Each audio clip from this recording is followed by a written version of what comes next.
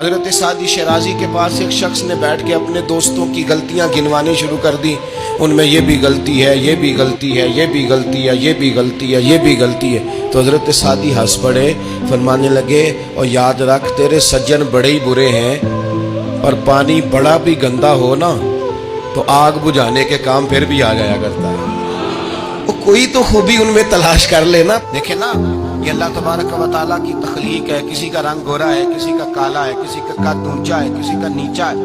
مذاق نہ اڑائے، لفظوں میں، معنوں میں، اشاروں میں، کسی بھی حوالے. اپنے دوست کا جہاں مذاق ہوتا ہے وہاں نفرت پیدا ہوتی ہے. یاد رکھنا، باتیں دلوں میں رہ جاتی ہیں. آہستہ آہستہ وہ دوستیاں ختم ہو جاتی ہیں جن میں مذاق آتا ہے.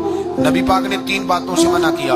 ایک فرمایا دوست سے بحث نہ کرو، ایک فرمایا اس کا مذاق نہ اڑاؤ، اور تیسرا میرے حبیب پاک سید عالم علیہ السلام نے فرمایا اپنے دوست سے کوئی ایسا وعدہ نہ کرو جسے تم پورا نہیں کر سکتے.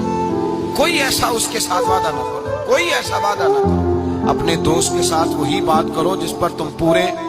اس کا مطلب کیا ہے؟ امام غزالی فرماتے ہیں اس کا مطلب یہ ہے کہ تم اپنے دوست کا اعتماد کبھی خراب نہ کرو، کبھی خراب نہ ہو. دوستیاں اعتماد پہ قائم ہوتی ہیں. میرے مصطفیٰ کریم سید عالم صلی اللہ علیہ وسلم نے خلوص والی دوستی کا حکم دیا، اور کتنے پیارے لفظ ارشاد فرمائے.